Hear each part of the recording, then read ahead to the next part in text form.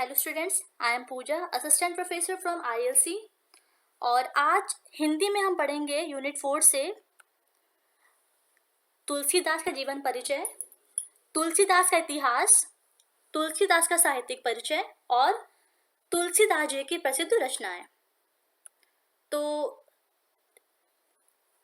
थोड़ा सा एक नज़र डाल लेते हैं तुलसीदास जी के जीवन परिचय पे। तो इनका पूरा नाम गोस्वामी तुलसीदास था।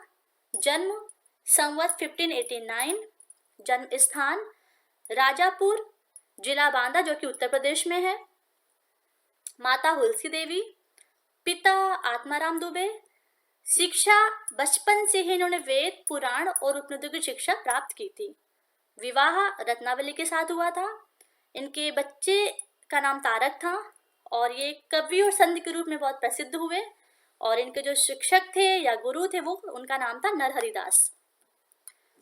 तो जानते हैं तुलसीदास जी के इतिहास के बारे में।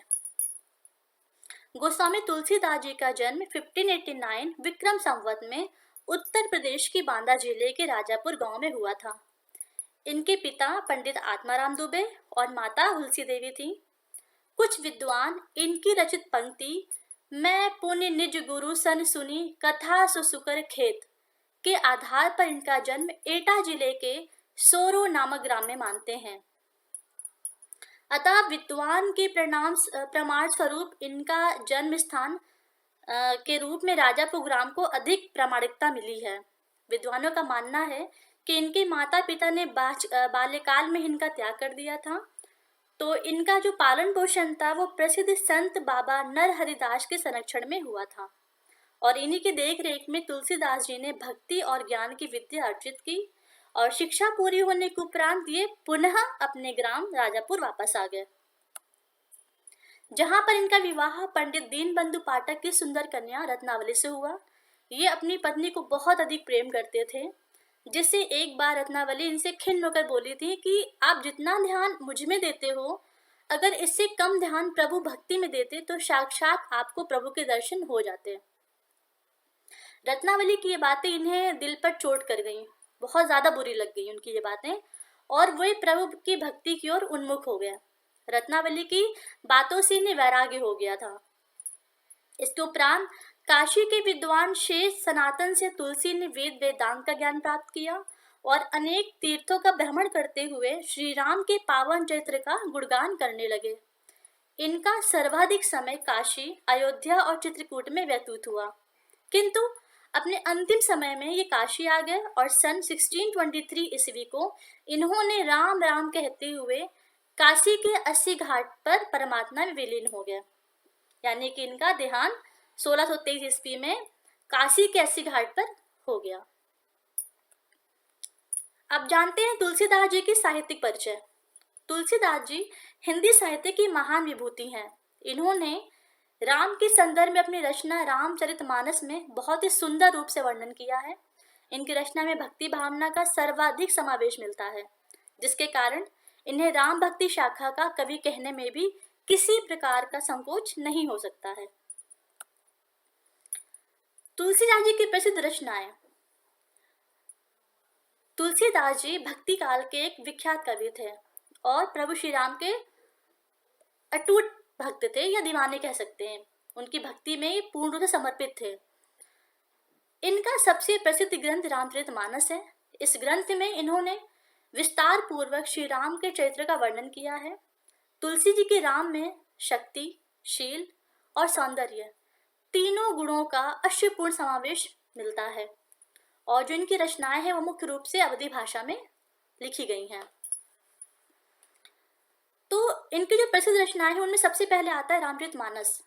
तो ये इनका सबसे प्रसिद्ध ग्रंथ है और इसमें इन्होंने दोहा और चौपाई के माध्यम से राम जी के जीवन की समस्त दर्शन को दिखाया है। और गोस्वामी तुलसीदास जी की जो रचना है अवधी भाषा में रचित है। अगला है गीतावली।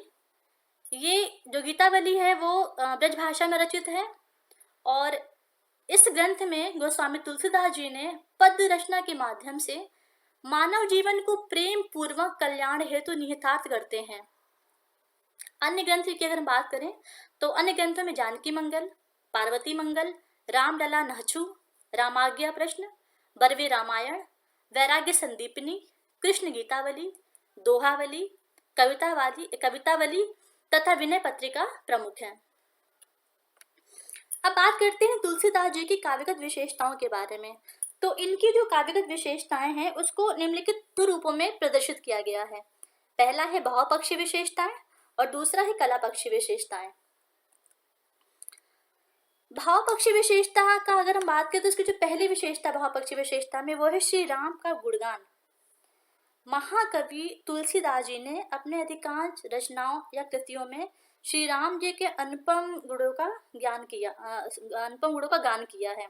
मतलब कि उन्होंने अपनी अधिकांश रचनाओं में श्री राम जी के गुणों का ही व्याख्यान या गान किया है और उन्होंने अपने राम को शील, शक्ति और सौंदर्य के भंडार के रूप में, मर्यादा पुरुषोत्तम के रूप में उनको अपना इष्ट देव माना है।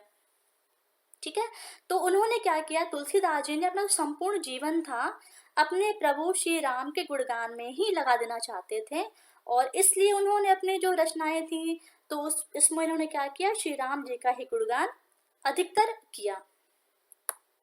भक्ति भावना, तुलसीदास जी की जो भक्ति भावना थी वो किस प्रकार की थी, वो दास्य भाव की थी, यानी कि जो उनकी भक्ति थी वो दास्य भाव की थी।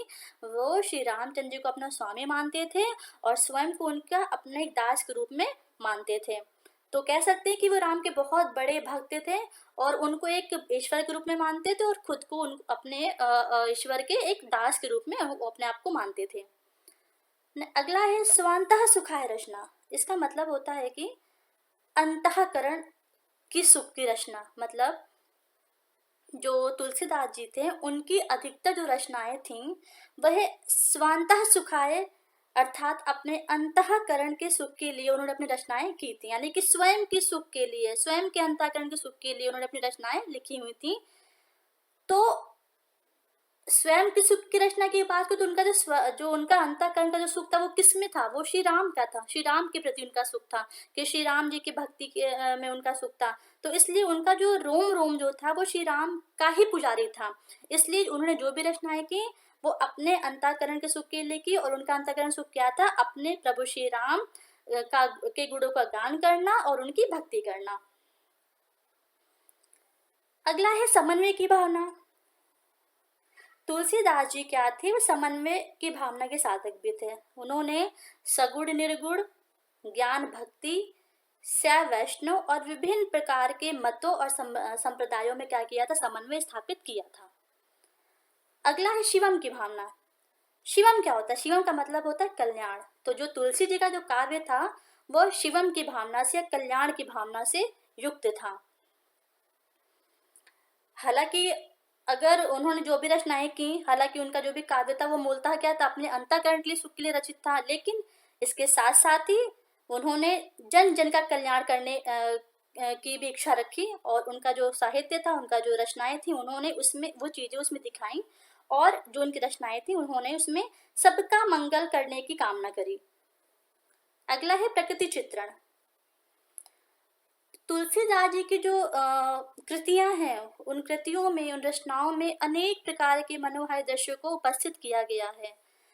तो कह सकते हैं कि जो तुलसीदास जी हैं उनकी रचनाओं में प्रकृति का बहुत ही सुंदर चित्रण हमें देखने को मिलता है और जो भी ऋतुएं हैं, सभी प्रकार की जो ऋतुएं हैं उसका भी उन्होंने बहुत ही सुंदर चित्रण या वर्णन किया है। अगला है विविध रसों का प्रयोग। तुलसीदास जी का जो काव्य था, उन्होंने अपने काव्य में विभिन्न रसों का प्रयोग किया, यानी कि उन्होंने अपने जो काव्य है उसमें विभिन्न रसों का सुंदर प्रयोग किया है। और हालांकि जो उनका रचनाएं हैं या जो उनका काव्य है उसमें शांत रस प्रमुख है, लेकिन शांत रस के साथ साथ उनकी रचनाओं में श्रृंगार रस की भी एक अद्भुत छटा देखने को हमें मिलती है, जो कि श्री राम और सीता के सौंदर्य, उनके मिलन, उनके विरह, उनका विवाह आदि हमें दृश्यों में देखने को मिलती है। तो इसके अतिरिक्त उन्होंने करुण रस, रौद्र रस, विभत्स रस, भयानक रस, वीर रस, अद्भुत रस और हास्य रसों का भी उन्होंने बहुत ही सुंदरता से प्रयोग किया है। इसलिए कह सकते हैं कि जो तुलसी जी का जो काव्य है वो सभी रसों का अद्भुत संगम है।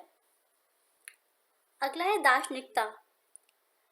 तुलसी के जो काव्य हैं तो उनके काव्यों में दार्शनिक तत्वों की व्याख्या बहुत ही उत्तम तरीके से या उत्तम रूप में की गई है। उन्होंने अपने काव्य में ब्रह्म, जीव जगत और माया जैसे गूढ़ दार्शनिक पहलुओं पर भी विचार किया है और इन विचारों को बहुत ही ज़्यादा प्रभावशाली ढंग से प्रस्तुत किया है। और उन्होंने ये बताया है कि जो जीव है यानी कि जो मनुष्य वो क्या है, वो ईश्वर का ही एक अंश है।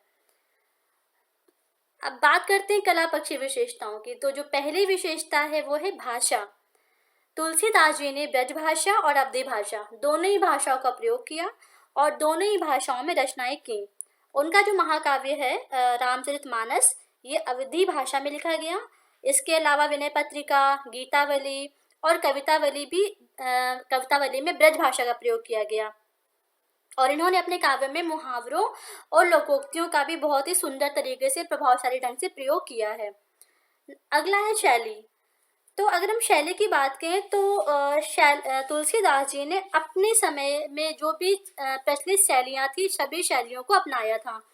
जैसे कि उन्होंने श्री रामचरितमानस में प्रबंध शैली, विनय पत्रिका में मुक्तक शैली और दोहावली में कबीर की समान जिस प्रकार कबीर ने साखी शैली का प्रयोग किया था, ठीक उसी प्रकार उन्होंने अपनी अपनी दोहावली में शाकी शैली का बहुत ही खूबसूरत तरीके से प्रयोग किया है।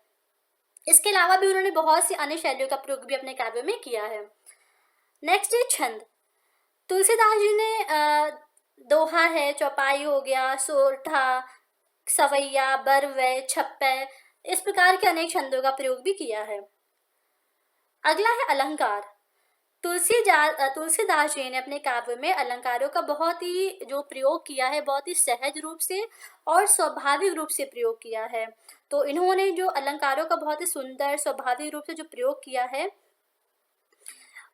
वो उनके काव्य में देखने को मिलता है। और इन्होंने अपने काव्य में अनुप्रास अलंकार, रूपक अलंकार, उपमा, उत्प्रेक्षा, श्लेष अलंकार, संदेह अलंकार, असंगति और दृष्टांत अलंकारों का प्रयोग बहुत ही ज्यादा मात्रा में किया है।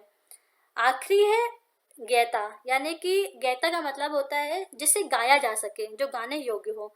तो जो तुलसी का जो काव्य है वो क्या है, गय है, यानी कि गाने योग्य है। कह सकते हैं कि तुलसी के काव्यों में संगीतात्मकता के गुण विद्यमान हैं, इसीलिए इनके जो काव्य हैं वो गए हैं, यानी कि वो काव्य जो है गाने के योग्य हैं। इसी के साथ आपका आज का टॉपिक यहीं पे समाप्त होता है।